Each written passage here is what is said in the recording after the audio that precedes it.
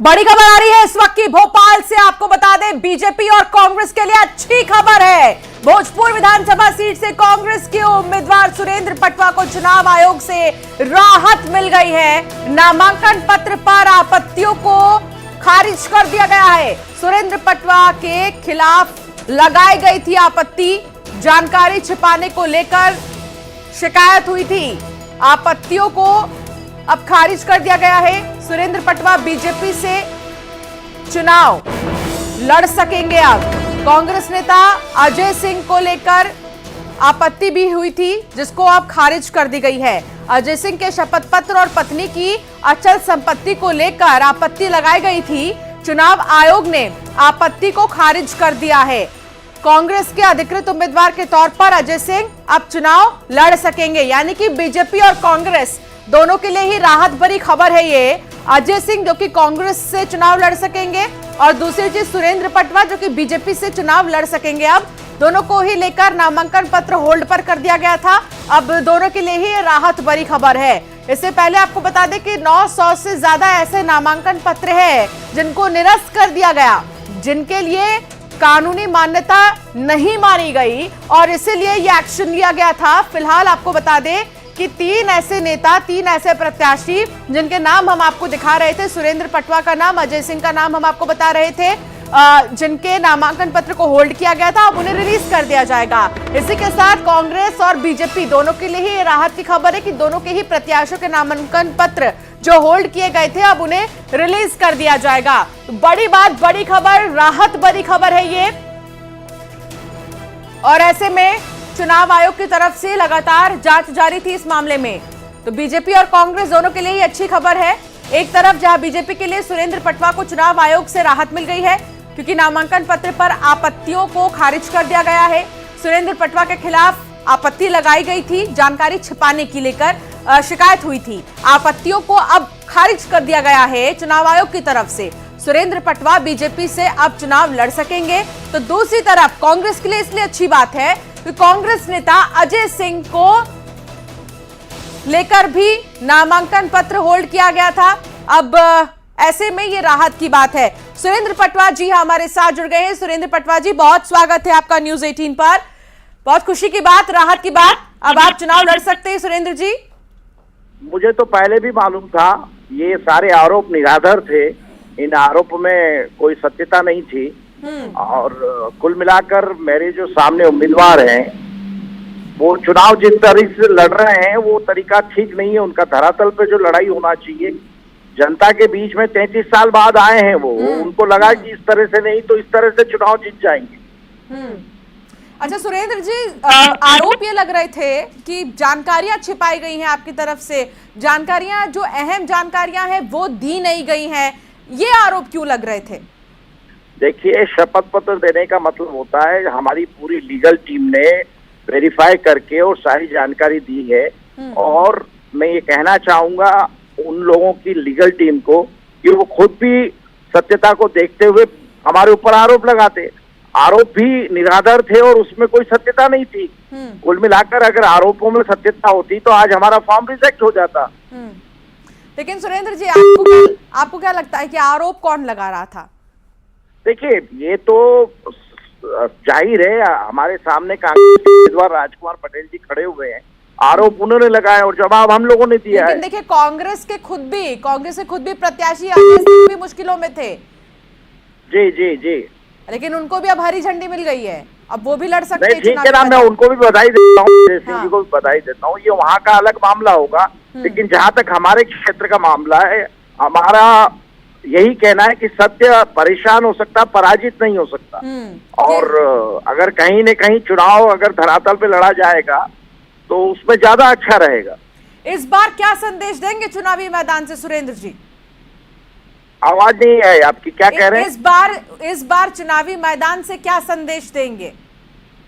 नहीं, चुनावी मैदान में यही संदेश है कि हमारे सामने जो प्रतिद्वंदी है वो चुनाव हारने का रिकॉर्ड बनाते हैं। लगभग 4-5 चुनाव हार चुके हैं। पहले स्वर्गीय पटवा जी से 2 चुनाव हारे, विधायक का चुनाव हारे, सांसद का हारे, पुतनी से सीएम साहब के सामने वो चुनाव हारे, सुषमा जी के सामने तो उन्होंने बी फॉर्म ही नहीं भरा था। तो कुल मिलाकर हमारी भोजपुर की जनता जानती है और बहुत जागरूक भोजपुर परिवार की जनता है। और मुझे पूरा विश्वास है कि आने वाले समय में हम लोग प्रचंड बहुमत से विजय होंगे और एक बार फिर से इसका आज का जो जवाब होगा वो तगड़ा जवाब होगा आने वाली 3 दिसंबर को। बिल्कुल, और उम्मीद करते हैं कि आप जो कह रहे हैं वो मैसेज जनता तक पहुंचे। बहुत शुक्रिया सुरेंद्र जी आपका। अजय सिंह, धन्यवाद, धन्यवाद, बहुत बहुत धन्यवाद जी। बहुत बहुत। अजय सिंह जी भी हमारे साथ जुड़ गए। अजय सिंह जी, आपको बहुत मुबारक। अब आपको हरी झंडी क्योंकि मिल गई है चुनाव आयोग की तरफ से। पहले तो आरोप ये लग रहे थे कि जानकारियां छिपाई गई हैं, कुछ जानकारियां दी नहीं गई हैं, लेकिन अब हरी झंडी मिल गई है, तो कैसे उतरेंगे चुनावी मैदान में?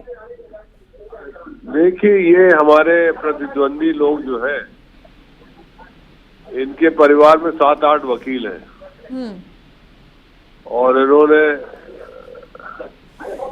बहुत कोशिश की कि हमारा पर्चा रिजेक्ट हो जाए, लेकिन हमारा बड़ा सहयोग कर दिया उन लोगों ने और नतीजा बताएगा कि क्या होगा।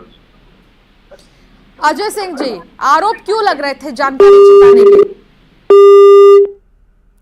तो अजय सिंह से संपर्क टूट गया है, लेकिन खुशी जाहिर की जा रही है सुरेंद्र पटवा और अजय सिंह की तरफ से कि चुनाव आयोग की तरफ से क्योंकि हरी झंडी मिल गई है, तो ये बहुत बड़ी राहत की बात है दोनों ही प्रत्याशियों के लिए।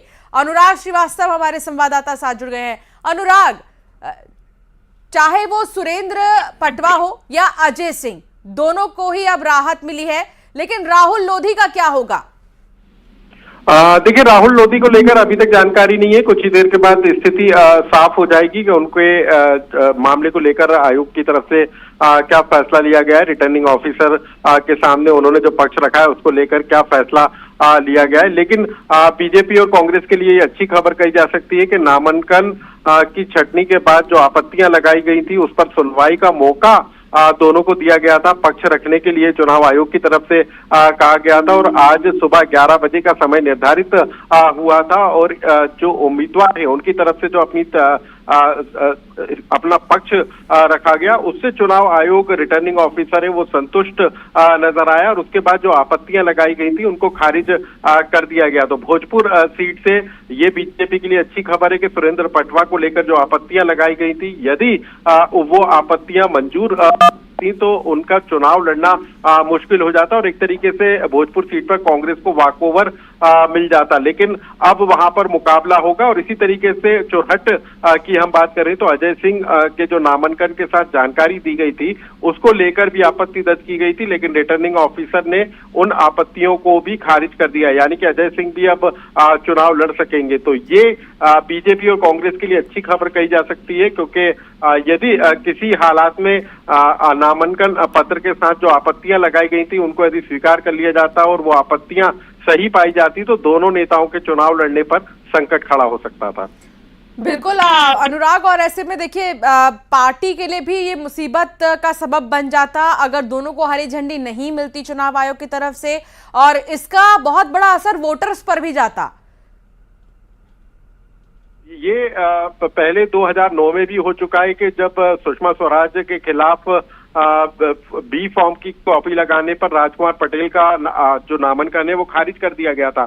यदि ये आपत्तियां सही होती तो अजय सिंह, राहुल लोधी और सुरेंद्र पटवा का नामांकन भी खारिज किया जा सकता था और ऐसे में ये चुनाव नहीं लड़ पाते। लेकिन अब जो खबर निकल कर आ रही है कि इन आपत्तियों को खारिज कर दिया गया है, तो उसके बाद ये इन नेताओं के लिए अच्छी खबर है कि अब वो चुनाव लड़ सकेंगे और वहां पर टक्कर हो सकेगी। तो कुल मिलाकर जिस तरह की आशंकाएं जताई जा रही थी कि जो आपत्तियां लगाई गई हैं, जिन आपत्तियों को आयोग की तरफ से स्वीकार किया गया था और उम्मीदवार पक्ष रखने का मौका दिया गया था, उसके बाद सभी की नजरें इस बात पर टिकी थी कि क्या इन 3 विधानसभा सीटों पर लगाई गई आपत्तियों को स्वीकार किया जाएगा या खारिज कर दिया जाएगा। तो 2 सीटों से अभी जानकारी निकल कर आई है और तीसरी जो खरगापुर से राहुल लोधी को लेकर नामांकन पर आपत्तियां लगाई गई हैं उसको लेकर भी कुछ ही मिनटों में तस्वीर साफ हो जाएगी।